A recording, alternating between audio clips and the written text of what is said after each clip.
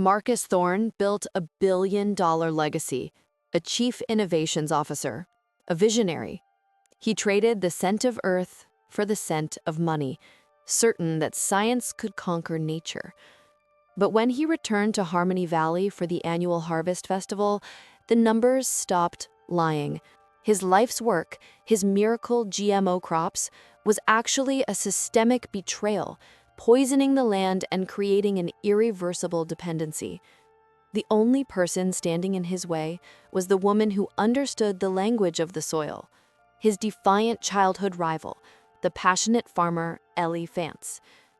Caught between the corporate empire he commanded and the unyielding love he felt for Ellie and the dying land, Marcus had one last, impossible choice to make. He was about to lose his fortune, his reputation, and his future. This is Harvesting Heartbreak, the story of why one man traded a billion-dollar career to save his hometown. Chapter 1. Marcus Thorne navigated the borrowed, pristine black SUV down the familiar, winding highway, the air conditioning set to a clinical chill that seemed designed to keep the corporate world from seeping out. Outside, the September air of Harmony Valley was golden, smelling of drying hay, damp earth, and the distant, sharp sweetness of fermenting cider. It was an aroma he hadn't consciously registered in 10 years. Not since he'd traded the rust-colored soil under his fingernails for the polished mahogany of a boardroom table. He was Marcus Thorne, Ph.D., Chief Innovations Officer, AgriCorp Global, a title that meant high-altitude meetings and stock options. It did not mean, under any circumstances, farmer. He was here on assignment, a necessary checkmark on the corporate calendar. Attend the annual Harvest Festival, give a keynote on the future of farming, and ensure the local co-op felt suitably grateful for AgriCorp's proprietary high-yield seed and nutrient packages. The entire visit was scheduled for 72 hours, perfectly insulated from any emotional fallout. Yet as the valley opened up before him, framed by rolling hills already showing streaks of autumnal burgundy, a forgotten anxiety tightened in his chest. This was not just any town, this was home. And leaving home, he now realized, meant leaving a piece of his own foundation buried beneath the fields. He passed the old stone marker that welcomed visitors to Harmony Valley, its moss-covered lettering a testament to the town's stubborn insistence on tradition. The very name was a quiet rebuke to his life's work. His mission at AgriCorp was to transcend the messy, unpredictable harmony of nature, replacing it with the flawless, quantifiable efficiency of science.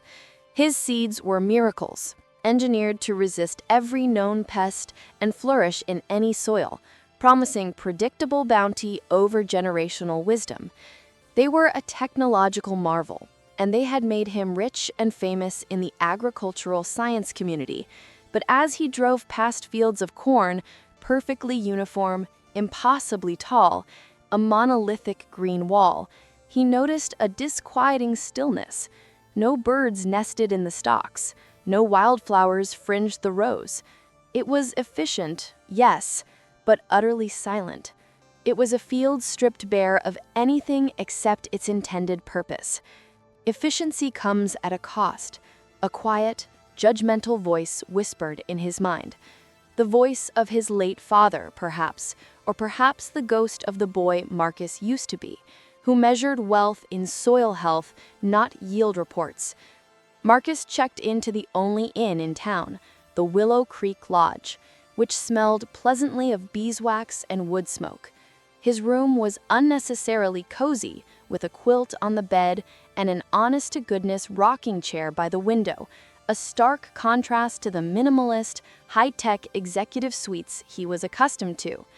He dumped his sleek luggage and pulled out his phone, needing to connect to the external world, to the steady pulse of AgriCorp that validated his existence. The signal was weak.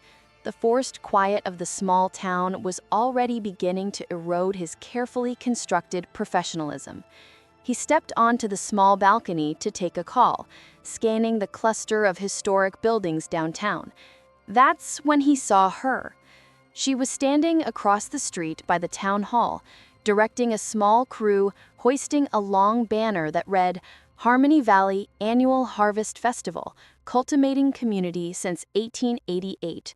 She wore faded denim overalls over a simple cream-colored shirt, her sun-kissed hair tied back loosely with a bandana, exposing the strong, elegant curve of her neck. Even from a distance, the energy radiating from her was unmistakable, focused, passionate, and utterly grounded. It was Ellie Vance, his childhood rival, the girl who could out-debate him on crop rotation, outclimb him in the apple trees, and who, with a single look, could make his meticulously organized teenage world tilt on its axis. He remembered her eyes, a startling shade of deep moss green that always seemed to hold both a challenge and a secret. As she shielded her eyes from the sun and gestured with an authoritative sweep of her arm, he could see the faint dusting of dirt on her cheekbone and the way the muscles in her arms worked as she pulled on a rope. She was beautiful in a way that had nothing to do with cosmetics or fashion. A raw, vibrant beauty earned from years of honest labor under the sun. Still fighting for the land, Vance, he thought, a familiar, involuntary surge of competitive adrenaline mixing with something far warmer and far more dangerous. He quickly ducked back inside, feeling like a spy caught observing his target. Ellie Vance represented everything he had consciously rejected: the slow pace, the dependence on nature's whims, the unscalability of traditional methods. He was here to sell the future. She was selling the past. The corporate mantra dictated that the past had no place in modern agriculture. Yet, seeing her, so vibrant and rooted, made his future suddenly feel very rootless indeed. He rationalized his discomfort. He needed to understand her operation, the true acre, as a competitive threat. AgriCorp had to know exactly why pockets of farmers like Ellie resisted their products. He spent the next hour reviewing his presentation slides, but the words sustainable growth, maximized efficiency, integrated chemical solutions felt brittle against the silent, stubborn truth of the fields outside his window. Harmony Valley was under the shadow of his success, and Ellie Vance was its flickering, defiant heart. Chapter 2. The mandatory welcome reception for returning locals and important town guests was held that evening in the back hall of the town library, a room Marcus remembered being perpetually scented with old paper and lemon polish. Now it was bustling, filled with the loud, enveloping chatter of people who genuinely knew each other, their conversations picking up exactly where they had left off months or years ago. Marcus, sharp in his dark blazer and the subtle sheen of success, felt utterly alien. He was the astronaut who had come home to find gravity too heavy. He shook hands, offered polite, empty smiles, and fielded questions about the big city with practiced detachment. He was AgriCorp's golden boy, polished and remote. He was in the middle of a tedious conversation with Mayor Johnson about the town's antiquated zoning laws when the air shifted. The crowd seemed to part, subtly, like water around a stone, and there she was, standing a few feet away, her eyes already locked onto his. Ellie Vance, up close, was even more striking than the distant figure from his balcony. She had traded her work clothes for a deep indigo dress that emphasized the green of her eyes and the graceful strength of her frame. But the warmth of the dress was contradicted by the familiar, sharp set of her jaw. It wasn't exactly a scowl, but a look of intense, protective scrutiny, the kind of look a shepherd gives a wolf at the perimeter of the flock. "Marcus Thorne," she said, her voice low and resonant, like a cello string plucked once. "Welcome home. Or should I say, Welcome to your territory inspection." Marcus managed a smooth corporate smile that didn't quite reach his eyes. Ellie Vance, always the gracious host and always melodramatic. It's an evaluation, not an inspection. Just checking in on Harmony Valley's agricultural health, making sure everyone is keeping up with the modern world. The modern world, Ellie scoffed, taking a deliberate step closer so that the scent of lavender and honest earth, a scent wholly unlike the clean room air of his office, enveloped him. "We have the original world here, Marcus, and it seems quite content to evolve slowly, unlike your corporate hybrids that rush everything into dependency." Dependency is guaranteed yield, Ellie. It's security. Farmers in the developing world are feeding millions thanks to the stability that AgriCorp's integrated solutions offer. What does the true acre offer? A beautiful aesthetic and a charmingly low yield? He countered, his professional pride instantly activated by her critique. He knew that was a low blow, but the old rivalry was a comforting, familiar shield. "It's resilience," she shot back, her voice tightening. "My soil gets stronger every year. Yours gets hungrier. When your miracle chemicals inevitably fail or the patented seeds wear out the land, where will Harmony Valley be? Left with dirt that can't grow anything but AgriCorp products?" A flicker of genuine discomfort crossed Marcus's face. He quickly changed the subject. "I saw your farm on the way in. Everything looks green, though maybe a little uneven. Still using that heritage corn variety, the one that's prone to blight?" "It's called Silver Queen, and it's an heirloom, not a blight magnet. It's more resistant to drought than anything your labs cook up, and it tastes like sunlight and tradition, not plastic and profit," she said, her eyes narrowing. "You, on the other hand, are using that new AgriCorp triple-stacked variety. The fields are perfect, too perfect. What happens when it rains too much, Marcus? Those perfect roots are fragile." "They're not fragile, they're optimized," he corrected, feeling his temperature rise. "And I'm not farming anymore, Ellie. I invent the future of farming. Your methods are beautiful museum pieces, but they don't scale. They don't feed the world." "And your methods destroy the ground beneath the world," she countered, softly, but with the force of a tidal wave. Before he could respond, she turned to address the mayor. "Mayor, is everything ready for the official co-op meeting tomorrow? I want to make sure the dissenting voices have as much time as Dr. Thorne's keynote." "Of course, Ellie," the mayor replied, looking nervous. He was clearly a man caught between the town's traditions and the promise of corporate investment. Ellie gave Marcus one last piercing look, a look that held the full weight of their shared history and their divergent futures, and walked away, leaving him feeling surprisingly out of breath. He realized the shadow he felt over the valley wasn't just his success. It was the chilling possibility that she might be right. The town's reliance on AgriCorp's high-yield package was indeed increasing, a dependency he'd encouraged from a distance. He found himself desperately wanting to visit her farm, not to critique it, but to understand what made her defiance so unshakable. The seed of doubt, small and sharp, had officially been planted in the perfectly tilled corporate soil of Marcus's confidence. He desperately needed to access his old, forgotten family barn laboratory and perform a few private, unauthorized soil health tests. Chapter 3.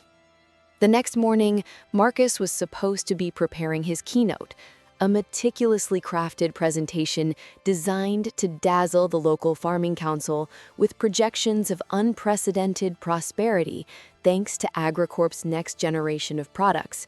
Instead, he found himself pulling the black SUV off the main road and down a deeply rutted, overgrown dirt lane.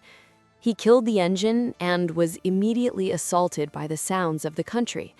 cicadas vibrating in the dry grass, the insistent call of a distant hawk, and the rhythmic, hollow clank of a well pump turning in the wind. This was the back half of what used to be the Thorne family farm, a patch of land he hadn't stepped on since the sale was finalized 5 years prior. His destination was the dilapidated, gray-shingled barn, his childhood sanctuary, and later, his teenage experimental lab. He pushed open the creaking side door and inhaled the scent of dust, old motor oil, and dried herbs. It was a corporate echo chamber, silent save for the memories. In the corner, beneath a layer of canvas, lay the heavy-duty field-portable soil analysis kit he'd shipped from the city, under the guise of preliminary site evaluation. This was highly unauthorized use of company assets, but his curiosity, or perhaps his unease, had become too strong to ignore. He hiked out to the field bordering the property.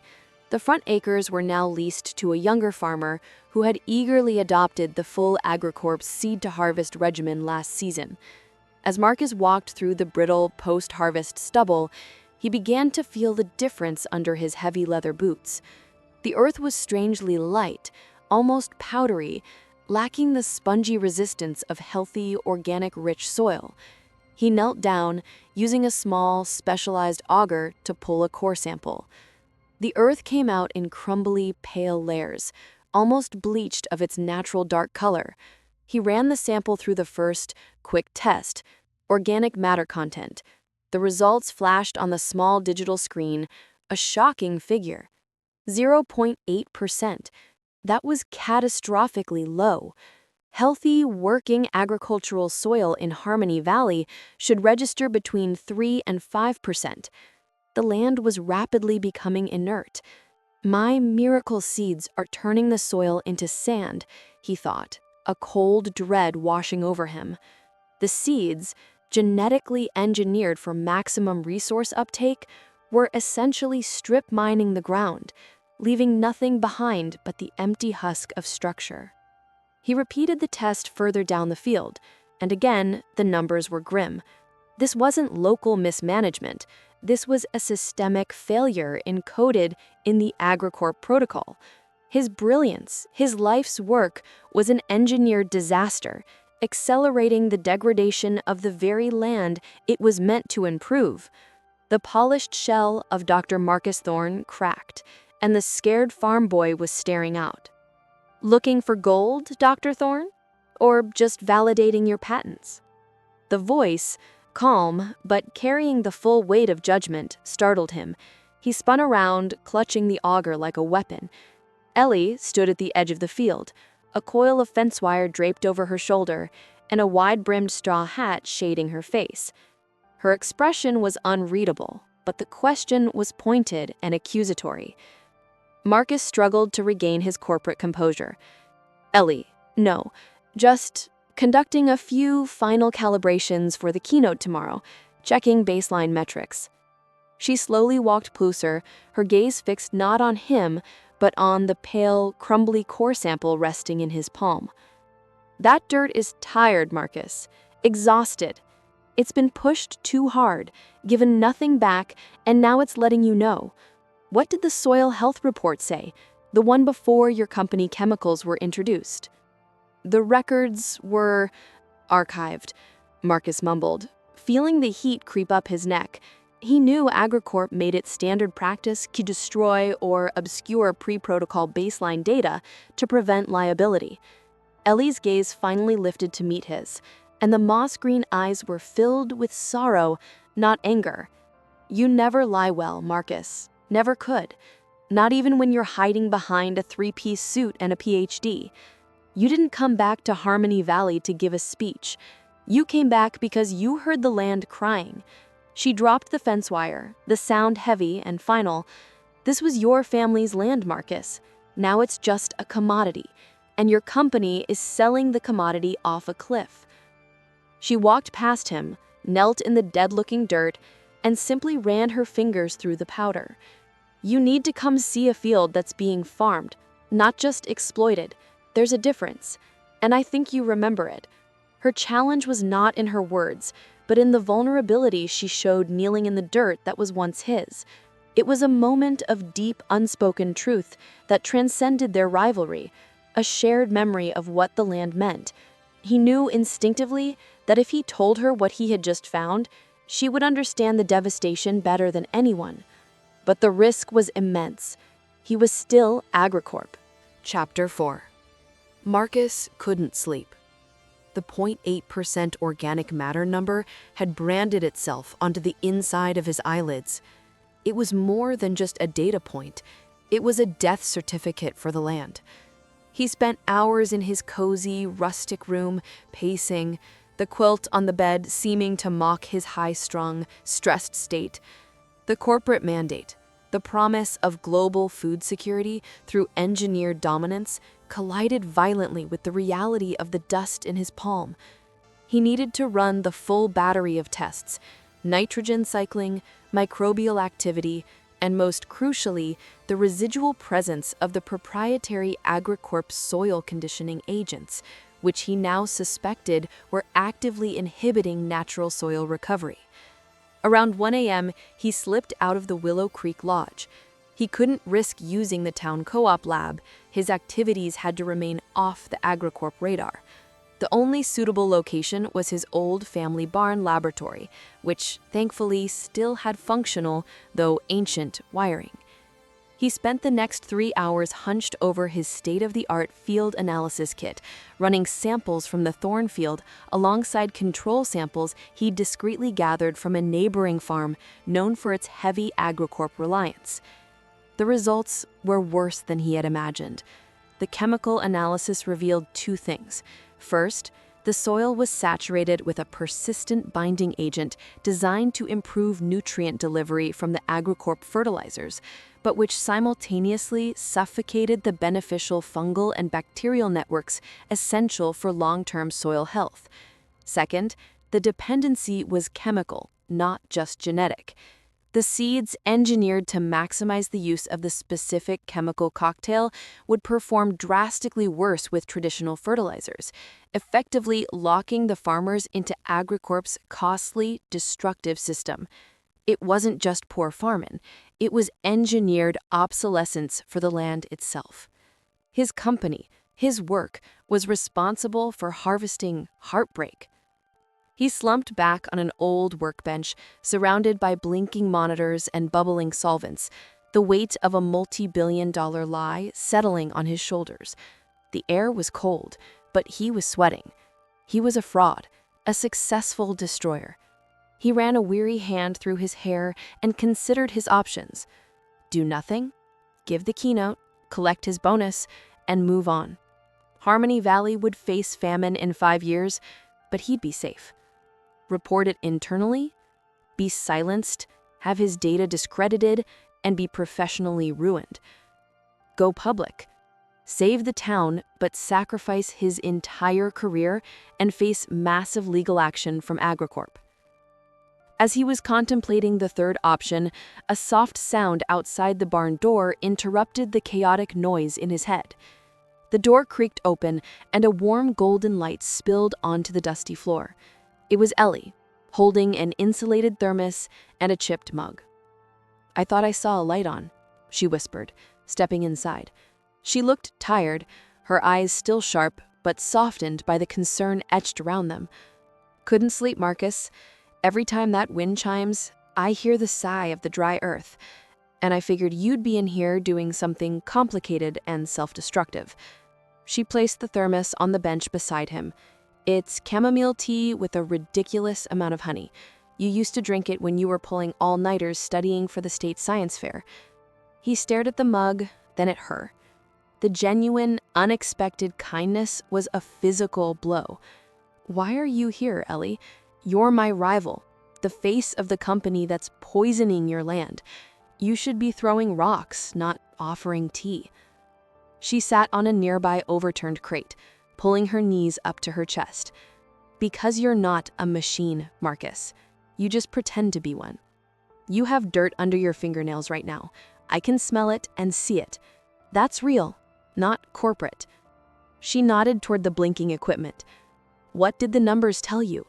Don't tell me what your boss wants you to say. Tell me what your father's barn told you." The honesty in her voice was an irresistible current. He pushed the analytical printouts across the workbench. "It's a chemical addiction, Ellie. They've bred the seeds to require a cocktail of chemicals that simultaneously suppresses the microbial life in the soil. It's high yield now, but the land is dying. In 5 years, Harmony Valley will be functionally sterile without constant, aggressive chemical intervention. It's not farming, it's life support." Ellie picked up the report, her eyes scanning the complex data like it was a recipe. She didn't gasp or cry. She simply closed her eyes and inhaled deeply, absorbing the confirmation of her deepest fear. When she opened her eyes, the sorrow was gone, replaced by a fierce, steady determination. "Then we don't have 5 years, Marcus.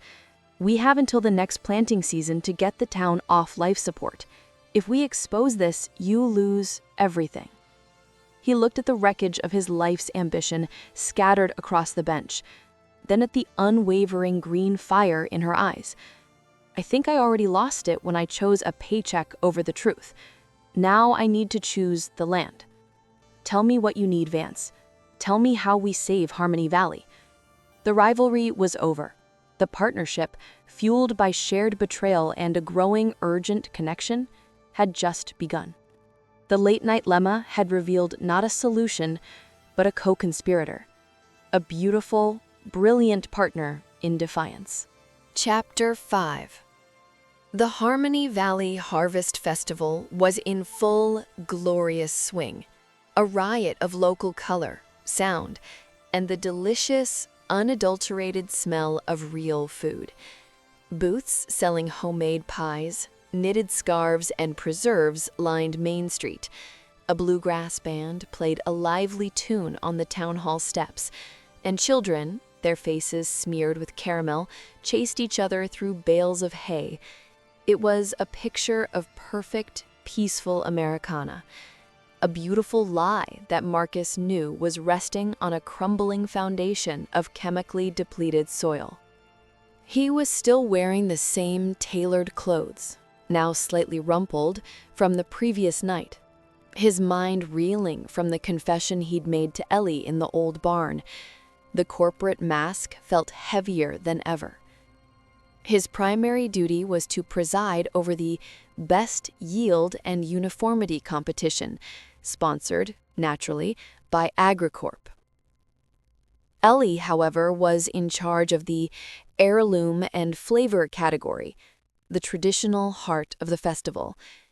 Due to an administrative error, or perhaps, as Marcus suspected, Mayor Johnson's nervousness, their judging tables were set up side by side. The juxtaposition was stark. Marcus had a sterile digital scale and a clipboard with AgriCorp's 5 criteria for perfection. Ellie had a wooden cutting board, a collection of hand-painted porcelain tasting dishes, and a panel of 4 elderly, opinionated farmers. "Ready to judge the soulless, Marcus?" Ellie murmured, not looking up as she carefully sliced a massive, misshapen purple tomato. "Ready to judge the scalable, Ellie," he retorted, his voice low. "I have a $500 prize and a lifetime supply of fertilizer to give away. You have bragging rights and the blue ribbon that smells faintly of compost." "The blue ribbon is the badge of honor, Thorne. The compost is the future." She handed him a slice of the purple tomato on a wooden pick. "Taste it. This is a Cherokee purple. It's been grown here since 1890. It's imperfect, it's vulnerable, and it is exponentially more complex than anything you will ever genetically engineer." Marcus took the bite. The flavor exploded on his tongue.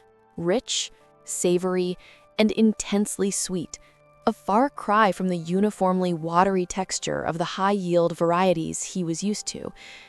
His analytical mind registered the complex acid profile, and his memory registered the taste of his grandmother's summer sandwiches.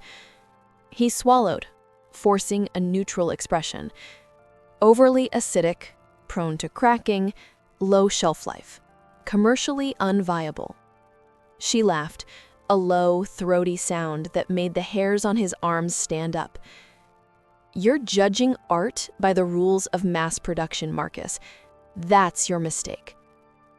Just then, a man approached Marcus's table, proudly wheeling a massive cart piled high with glistening yellow ears of corn. It was Jim Barlow, a farmer who had gone all in on the AgriCorp program. His corn was flawless, every kernel perfectly straight, every cob identical in size.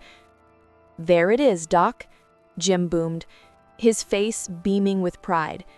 "Triple stack hybrid 7. You guaranteed high yield, and you delivered. Look at that uniformity, pure perfection." Marcus's analytical brain knew the corn was visually superior. He weighed a cob. Heavy. Uniformity, 5 out of 5. Yield potential, 5 out of 5. But the sight of its flawless, unnerving sameness, a field of clones, felt like a warning.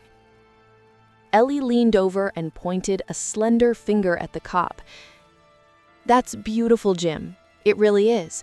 But show me your latest input costs, and tell me what your field looked like after the drought last month. Did it survive without the emergency fertilizer cocktail?" Jim's smile faltered. "Well, the drought was rough, Ellie, and the fertilizer injection was costly. But I got the yield, right? That's what matters." "What matters is if you can farm this field next year without buying 5 times the chemical inputs. Your triple stack 7 requires the AgriCorp cocktail. My Silver Queen requires rain and healthy soil. Which one gives you freedom, Jim? Which one makes the land yours?" The exchange caused a small, sudden silence in the crowd, gathering around their tables. Jim, suddenly defensive, turned to Marcus. "Tell her, Dr. Thorne. Tell her this is the future. Tell her this is what keeps the bills paid." Marcus looked from Jim's hopeful, desperate face to Ellie's challenging, earnest gaze. He saw the farmer's dependency, the very heartbreak he was harvesting. He couldn't lie, but he couldn't expose AgriCorp yet. He chose a path of cryptic, controlled retreat. "Jim," Marcus said, his voice firm, "your yield is exceptional, a testament to agricultural science. Congratulations, you win the uniformity prize." He slid the massive novelty check to Jim. Then he looked at the crowd. "However, I must stress one thing to all farmers here. The health of your land is a long-term equation. No single product, no matter how miraculous, absolves you of your responsibility to monitor and nurture your soil's fundamental structure. Uniformity is only valuable if it's sustainable." The crowd looked confused. Marcus had just undermined his own prize, throwing a heavy shadow over his company's product loan. Ellie gave him a small, fierce nod of approval, a gesture of shared understanding that made the noise of the festival fade away entirely. For that moment, standing side by side, united by the unspoken truth of the dying soil, their chemistry was undeniable. A sudden, bright combustion amidst the sawdust and pie crusts. Chapter 6. Later that afternoon, under the guise of research, Marcus found himself following Ellie in her beat-up 1970s pickup truck, which smelled permanently of lavender and diesel, out to the true acre. She had finished her judging duties, and the tension of the clash with Jim Barlow seemed to have focused her, hardening her resolve. The drive was short, but transformative. As they left the perfect, silent AgriCorp fields behind, the landscape began to change.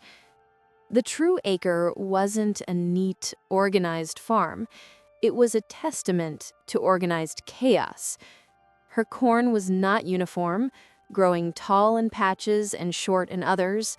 Her rows were bordered by thick, flowering companion plants, marigolds to deter pests, clover to fix nitrogen, and a staggering array of herbs and wildflowers that buzzed with bees and butterflies. It was a riot of color and life, a vibrant, noisy ecosystem. "This is not a farm, Ellie," Marcus said, stepping out of his spotless SUV and into the ankle-deep, rich earth. "It's a wildlife reserve that happens to produce food." "It's an ecosystem, Marcus," she corrected, giving him a knowing smile. "And that's what a farm is supposed to be. Your agricorp fields are monocultures, sterile petri dishes. Mine are a symphony. If the corn gets a disease, the marigolds help the soil fight it off. If one pest gets through, the clover attracts a beneficial insect to eat it. Everything works for everything else. It's slow, it's messy, and it's the only way to farm for the next 100 years, not just the next quarter." She led him past a towering, steaming pile of compost, a mountain of decaying vegetable matter, manure, and chipped wood. "This," she declared, placing a hand on the warm, earthy mound, "is my fertilizer. It's soil structure, micronutrients, and microbial life, all in one package. It cost me labor, not billions of dollars, and it gives back to the land every year, strengthening the 3% organic matter in my soil." He watched her work, his professional skepticism warring with his innate scientific respect. She didn't use an app to monitor soil moisture. She crumbled the dirt in her hand and smelled it. She didn't check a corporate pest report. She looked at the belly of a ladybug. He, the PhD in agricultural engineering, was being taught fundamental physics by a woman in overalls. "How do you track performance?" he asked, resorting to the language of his trade. "How do you know what yield you'll get?" Ellie led him into a small, immaculately organized shed filled with wooden drawers and mason jars. It was her seed bank. "I track resilience, Marcus, not just yield, and I know my seeds. I've been selectively breeding this wheat, that bean, this cucumber for 20 years, choosing the seeds that thrive here, in this valley, on this soil. The yield is stable because the seeds are adapted, not engineered to be brittle." She held up a small, dark red bean, a heritage kidney bean variety. "Your company sells perfect seeds that require perfect conditions and perfect chemicals. I sell imperfect seeds that are survivors. And that's what this town needs to be now, survivors. I'm giving them the old way, optimized for their specific environment.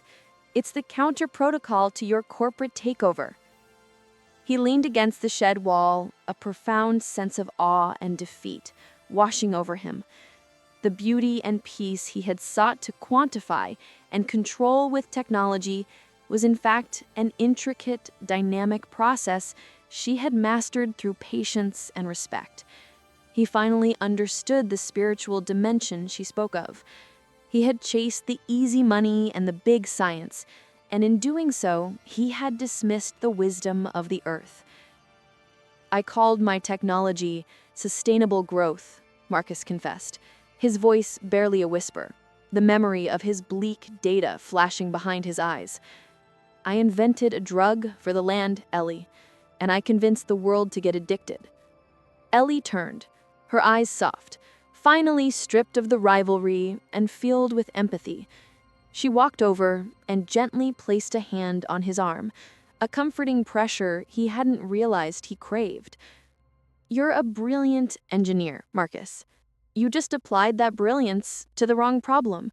You tried to force nature into a perfect box. The true acre isn't about perfection. It's about balance, and it's not too late to use that brilliant mind to fix the balance you helped break." In the quiet, buzzing shed, surrounded by the hopeful potential of her heirloom seeds, Marcus knew his decision was made. He didn't just want to save Harmony Valley. He wanted to earn a place next to the woman who loved it with such fierce, informed passion. The choice between his corporate life and his true calling had been agonizing, but the choice between the corporate life and her was non-existent. Chapter 7. Marcus spent the next 48 hours in a desperate flurry, holed up back in the old barn, blending his corporate analysis with Ellie's anecdotal wisdom. He cross-referenced his alarming soil tests with decades of USDA and local weather data, creating a comprehensive, irrefutable model of Harmony Valley's future. Ellie, meanwhile, mobilized her network, gathering testimonials and older harvest logs from the handful of traditional farmers left in the area. They worked through the nights, fueled by cold coffee and the adrenaline of impending crisis. The physical proximity, the occasional accidental touch of hands over a shared spreadsheet, the low murmur of their voices in the darkness, transformed their relationship from rivalry into an intense, shared intimacy built on trust and a common enemy. The final model report, which Marcus compiled on AgriCorp's own secure diagnostic software, was devastating. The charts were clean, the projections conservative, and the conclusion unassailable. Within 5 years, 85% of farmland currently utilizing the full AgriCorp chemical seed protocol would suffer a terminal collapse in soil carbon and organic nitrogen, leading to yield drops of over 90% and rendering the land commercially unusable. The problem was systematic. AgriCorp's focus on the single harvest cycle created a negative feedback loop, maximizing short-term output while crippling the land's ability to store water, fight disease, and cycle nutrients naturally. It was a ticking ecological time bomb. Marcus stared at the final, stark graph, the reality of his destructive genius almost paralyzing. He was the architect of this heartbreak. He knew he had to try one last time to appeal to his corporate superiors, not as a scientist exposing a mistake, but as an engineer presenting an urgent, life-threatening flaw. He locked himself in his room and placed a call to his immediate superior, Executive Vice President Graham Sterling, a man whose ambition was only exceeded by his expensive Italian suits. Sterling answered on the third ring, his voice smooth and impatient. "Thorne, status report. The keynote preparation is proceeding well, I assume. I hear you gave an interesting, if slightly philosophical, commentary on the prize earlier. Stick to the numbers, Marcus. The numbers are what we sell." "Graham, I need to be completely straight with you," Marcus began, trying to keep his voice level and professional. "I've run a deep dive on the Harmony Valley soil data, specifically focusing on fields utilizing our full chemical stack for 3 consecutive seasons. The data indicates an accelerating decay rate in the essential microbial and organic structure of the soil. It's a systemic dependency lock-in, Graham. The short-term yields are high, but the long-term prognosis is catastrophic. We're looking at total soil failure within 5 years here, and potentially in other mid-range areas." There was a heavy silence on the line, not of surprise, but of calculation. "Catastrophic, you say. And what precisely are you recommending, Dr. Thorne?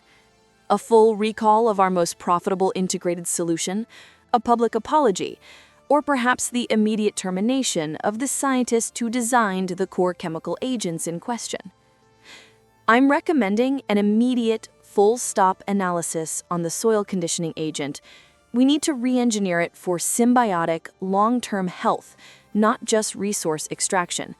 And we need to give these farmers an exit strategy now before the land is irreversibly damaged."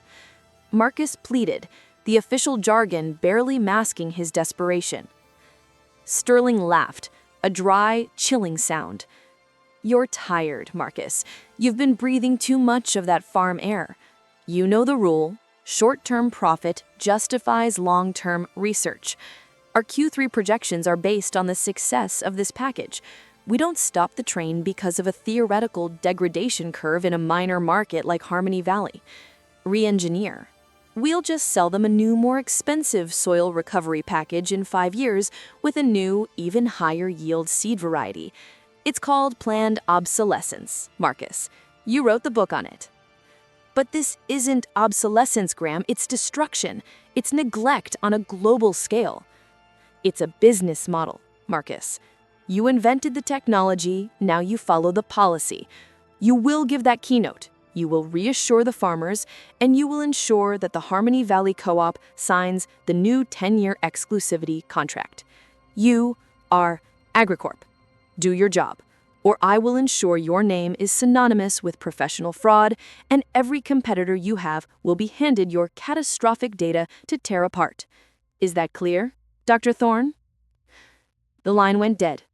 Marcus stood there, the receiver pressed to his ear, his heart hammering against his ribs.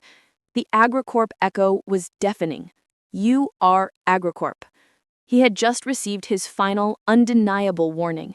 His data wouldn't save the town through internal channels. It would only be used to crush him. He walked back to the barn, his resolve steering. He was no longer just a scientist with a conscience. He was a traitor planning an insurrection. He had to go to the only person who believed the truth, Ellie. Chapter 8. Marcus and Ellie were finalizing their counter protocol, a detailed, step-by-step plan for the local co-op on how to safely transition off the Agricorp chemical dependency using Ellie's compost and heritage seed techniques, cross-referenced with Marcus's analytical schedules. When the barn door swung open, not with the gentle creak of Ellie's late-night arrival, but with an aggressive thud. Standing in the doorway was a sharply dressed, unfamiliar young man, perhaps in his late 20s, with slicked back hair and a nervous but determined look at his eyes. He carried a clean, unmarked briefcase. "Dr. Thorne?" the man asked, his voice a nasal, artificial echo of corporate efficiency. "I'm Dean, executive assistant to Mr. Sterling. I was in town attending to a minor logistics issue. Mr. Sterling thought you might be overworked, given the intensity of this week's schedule. He wanted me to personally collect your research for review, ensure you're on message for the keynote, and perhaps lighten your load." His eyes darted past Marcus to the chaotic arrangement of soil samples, old logbooks, and the brightly lit screen displaying the terrifying degradation graph. Ellie instantly stepped forward, placing herself squarely between Dean and the workbench. Dr. Thorne is collaborating with the local farming community on pre-keynote research. These are proprietary materials relating to the True Acres' unique methods. You'll need a warrant to review them, son. Dean gave Ellie a superior, dismissive look. "Ma'am, I only answer to Agricorp's legal team, not local farmers. Dr. Thorne, I've been instructed to take possession of all company-issued equipment and data storage devices immediately. For your security, of course." He took a step toward the table. Marcus felt the panic rising, but Ellie's presence, solid and unwavering beside him, grounded him. He knew Sterling hadn't sent Dean just to collect data. He'd sent him to sabotage the presentation, discredit Marcus's findings, and, if necessary, seize the evidence.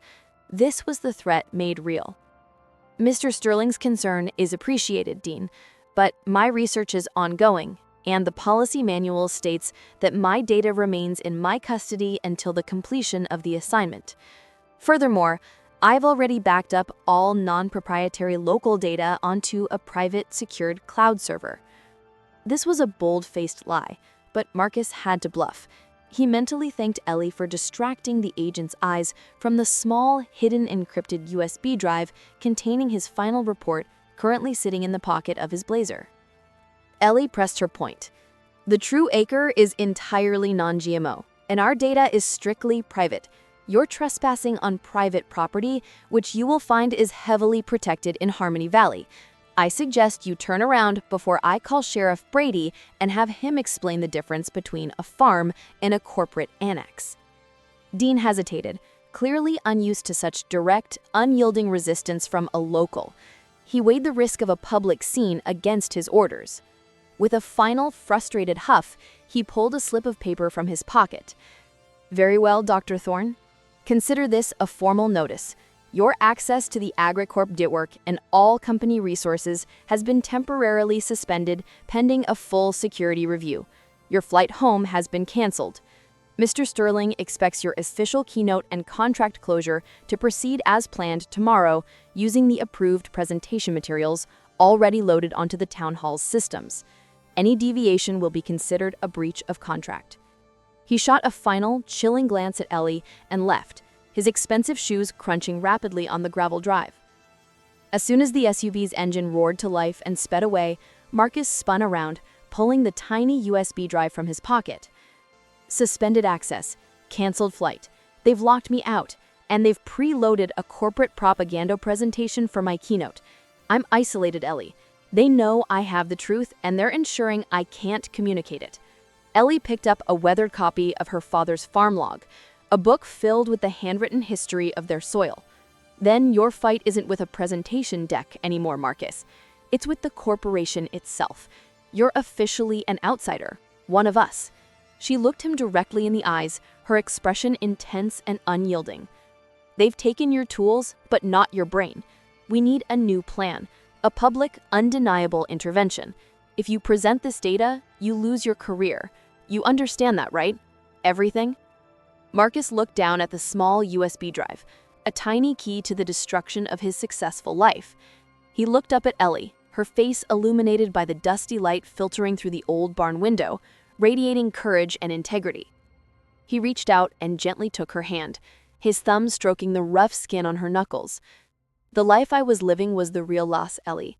This, he squeezed her hand, is the choice I should have made 10 years ago. It wasn't just a promise to help the town, it was a pact of trust and a declaration of allegiance. Tell me your idea. We need to save the seeds, save the soil, and burn the presentation.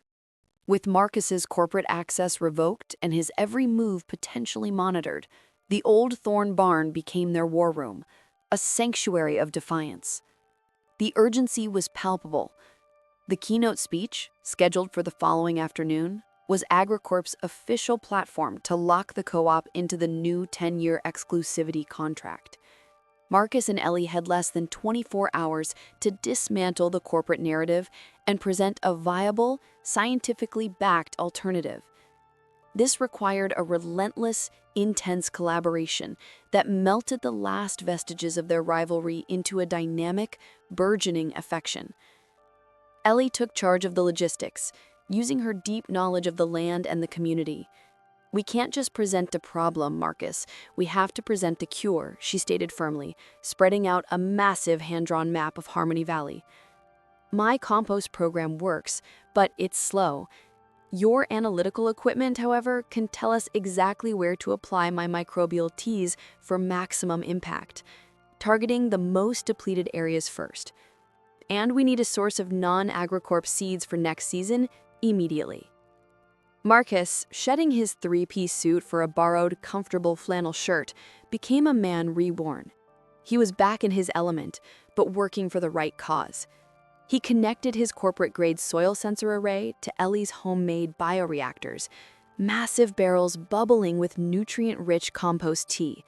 He calibrated the sensors to map the valley's soil density and microbial count, creating a digital overlay for Ellie's hand-drawn map. His engineering skills, once used to create dependency, were now focused on fostering independence. Okay, the infrared analysis shows pockets of extreme carbon deficiency directly bordering your true acre fields, Marcus explained, tracing lines on the screen with a focused intensity. The chemical agents created a sharp boundary. If we inoculate these 5 fields with your high-potency tea now, it should act as a microbial bridge, allowing the natural recovery process to spread faster than the AgriCorp chemical residue can inhibit it.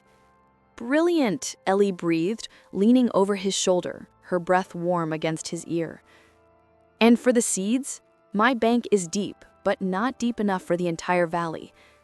We leverage my corporate network knowledge against them, Marcus said, a glint of the old competitive fire in his eyes. I know AgriCorp has been aggressively buying up independent seed banks. I can track their acquisition patterns and pinpoint the last few that resisted. We target the one 50 miles north, the old Baker family seed vault. They specialize in drought-resistant grains, ideal for this climate. They need a buyer who cares about heritage, not just profit. Their work was a seamless blend of old and new, Marcus running complex regression analyses, while Ellie mixed and prepared samples with the quiet confidence of a chemist. Him tracking supply chains in the digital world, her negotiating with her grandmother over the precise ratio of alfalfa meal to wood chips for the perfect compost. They moved around each other in the confined space of the barn with an easy, natural synchronicity, their elbows occasionally brushing, their gazes locking over a complicated formula or a surprising soil reading. The intense shared goal was an accelerator for their feelings. Late that night, as the final report printed, a damning analysis of AgriCorp's data paired with a meticulously detailed, fully costed 3-year recovery plan based on Ellie's methods, Ellie sat back, wiping a smudge of grease from her cheek. "We did it, Marcus. We built a future out of a corporate ruin. Your mind and my hands. It's a perfect match." Marcus looked at her, truly looked at her. Her face, streaked with dirt and illuminated by the single dusty light bulb, was the most beautiful thing he had ever seen. The charm of their banter had deepened into genuine respect, and the intrigue of their rivalry had blossomed into undeniable love. "It's more than a match, Ellie," he said softly, reaching out to brush the smudge from her cheek. The gesture was tender, possessive. "I spent 10 years trying to control the uncontrollable, chasing a definition of success that was meaningless. I found the real meaning right here, next to the woman who knows the difference between a high yield and a healthy life. I have no job, no future in the corporate world, but I've never felt richer." Ellie leaned into his touch, the shared fight breaking down the final barriers between them. "I don't need a corporate executive, Marcus. I need the man who remembers the smell of good dirt and knows how to use a microspectrophotometer to help it. We need each other to save this valley." In the silence of the barn, under the weight of their impossible task, their lips finally met. A kiss of shared conviction, whispered history, and fiercely planted hope. Chapter 10. The morning of the keynote was crisp and clear, a beautiful day for an inevitable confrontation. Marcus and Ellie arrived at the town hall carrying nothing but the USB drive containing their true report. They watched discreetly as Dean, the nervous executive assistant, plugged a separate AgriCorp-branded laptop into the auditorium's projector system, ensuring the corporate propaganda would be the first thing the co-op saw. Just before the doors opened for the farmers, a sleek, black sedan, far more expensive and aggressive than Marcus's rental, pulled up to the entrance. Out stepped Grand Sterling himself, dressed in a razor-sharp suit and radiating an icy, controlled power. He walked directly toward Marcus, completely ignoring Ellie. "Marcus, a word," Sterling said, his voice flat and managerial. He led Marcus to a quiet corner, away from the bustling festival atmosphere. "Dean reported your extracurricular activities, your data leakage, your insubordination, and your frankly alarming association with local agitators." He spat contemptuously toward Ellie, who stood watching them with unwavering intensity. Sterling lowered his voice, but the menace was clear. "Here is the final offer, the last bridge.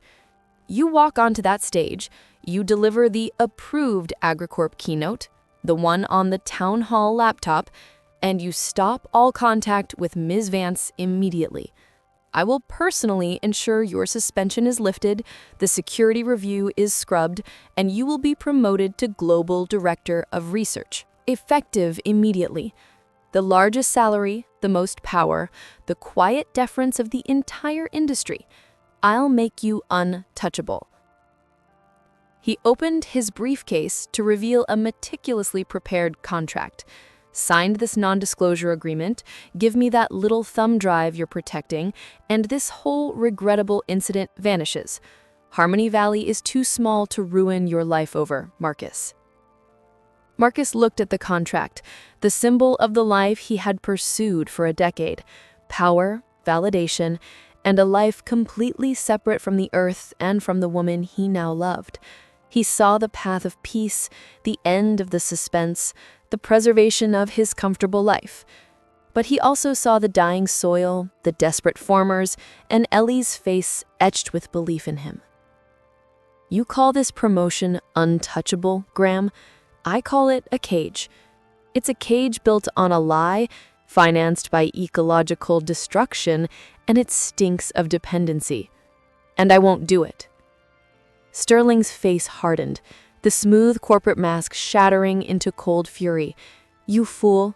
You think that quaint little farmer's market can sustain you? You think you can throw away billions for a sentimental fantasy? You'll be fired, blackballed.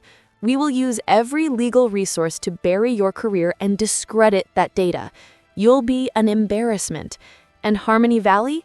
They'll sign the contract anyway, because they need stability, and all you're offering them is dirt and hope. Marcus slipped his hand into his blazer pocket, feeling the small, hard edge of the USB drive. You're wrong, Graham.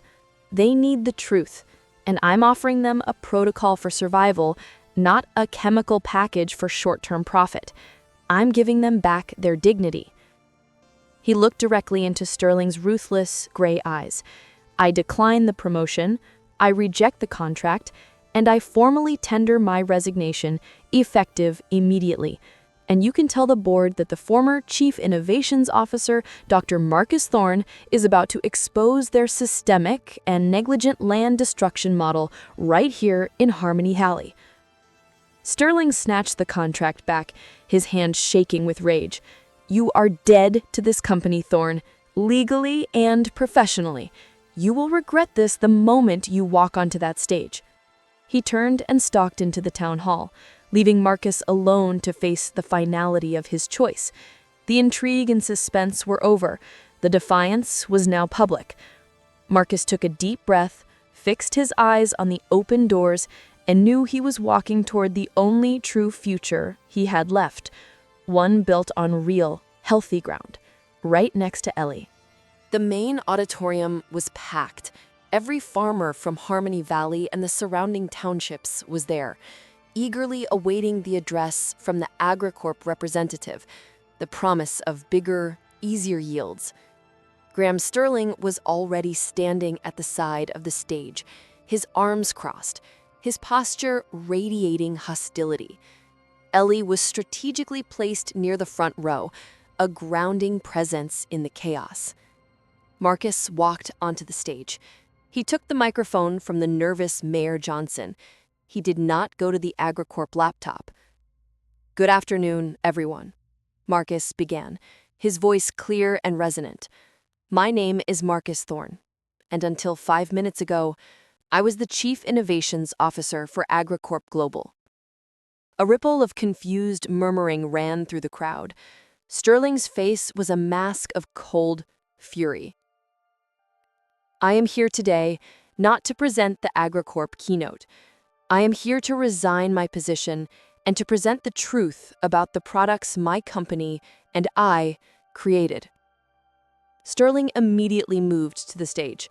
Mayor, this man is no longer affiliated with AgriCorp. He has been terminated for professional misconduct.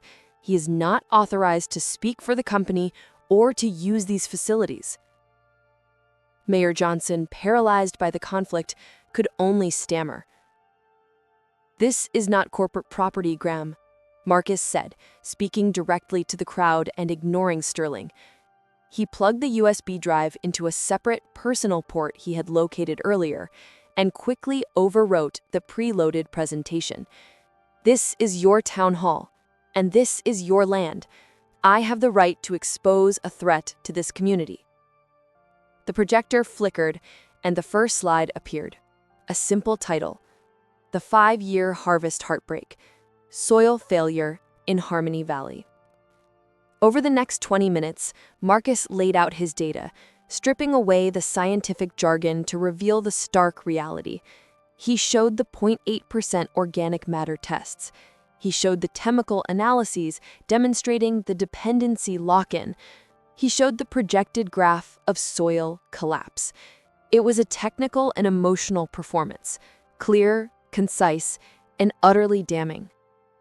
I helped build this system, Marcus confessed, his gaze sweeping across the faces of the farmers, many of whom he had known since childhood. I believed I was creating food security. I was wrong. I was creating land addiction. AgriCorp's method forces the soil into short-term hyperproductivity, draining its life force, leaving it brittle, sterile, and dependent on an endless, escalating cycle of expensive chemicals. He concluded with the final, simple slide. A picture of Jim Barlow's perfect, uniform corncob next to one of Ellie's smaller, imperfect, heritage Silver Queen cobs. One of these is perfect for one season, Marcus said, pointing to the AgriCorp cob. The other is resilient for 100 seasons. We need resilience. A loud, angry murmur swept through the crowd. Jim Barlow, the prize winner from earlier, stood up, his face pale with fear. Is this true, Dr. Thorne? Is my land dying? Sterling saw his chance. He is fabricating data. This is the desperate act of a disgraced scientist trying to leverage a lawsuit. Sign the new contract and AgriCorp will initiate a new proprietary soil rescue protocol that addresses these phantom issues. It was Ellie's turn. She walked confidently toward the stage, her presence radiating the strength of the land she protected. There is no rescue protocol, Jim. There is only the truth. And the solution is not a chemical package. It's a commitment to the earth. She addressed the entire co-op. Marcus and I, the scientist and the traditionalist, have spent the last 2 days blending his technical precision with our valley's heritage. He has created a detailed 3-year transition plan that uses my compost methods and our heirloom seed bank to safely detoxify and restore our land. He has sacrificed his entire career to give you this truth and this plan. She held up the small USB drive. This is the true harvest. It's free, it's effective, and it gives you back your independence. You can sign the corporate contract and lock your grandchildren into dependency, or you can take this plan, trust the land, and save the true spirit of Harmony Valley. The room erupted. Farmers debated, argued, and finally, galvanized by Marcus's sacrifice and Ellie's conviction, a clear majority turned toward the truth. Sterling, defeated, watched as the mayor nervously approached Marcus. Dr. Thorne, Miss Vance, this is overwhelming, but the evidence is compelling. We need your plan. We reject the AgriCorp contract. Marcus had lost everything, his job, his status, his money. But standing on that stage, next to Ellie with the weight of the town's future in his hands, he had never felt more successful, more honest, or more fully alive. Chapter 12. 3 months later. It was the heart of winter in Harmony Valley, and the fields, now resting under a blanket of snow, were preparing for the next spring. The crisis was averted, but the work had only just begun. The corporate world was a lifetime away. Marcus Thorne was no longer Dr. Thorne, Chief Innovations Officer. He was simply Marcus, partner at the True Acre and a resident of Ellie Vance's small, perpetually sunny farmhouse. He had seamlessly traded his designer suits for mud-splattered boots and his corporate laptop for a shovel. He was still the engineer, but his focus had shifted from efficiency of output to efficiency of stewardship. He spent his days helping local farmers implement the detox transition plan, setting up communal compost bioreactors, and teaching them how to read their own soil reports. In the small, sun-drenched greenhouse where Ellie nurtured her seedlings through the cold months, Marcus was meticulously cataloging her extensive seed collection, entering the data into a robust open-source database he had designed. "You look ridiculously comfortable in that old sweater," Ellie said, entering the greenhouse with 2 steaming mugs of coffee. She wore a thick fleece jacket over her overalls, her cheeks rosy from the cold. It's the lack of pockets designed specifically for six-figure contracts, he quipped, not looking up, smiling. Freedom is very breathable. He pushed a stray lock of hair behind her ear. Just finishing the analysis on your Silver Queen strain. I've cross-referenced its genetic markers with the local soil profiles. It's genuinely optimized, Ellie.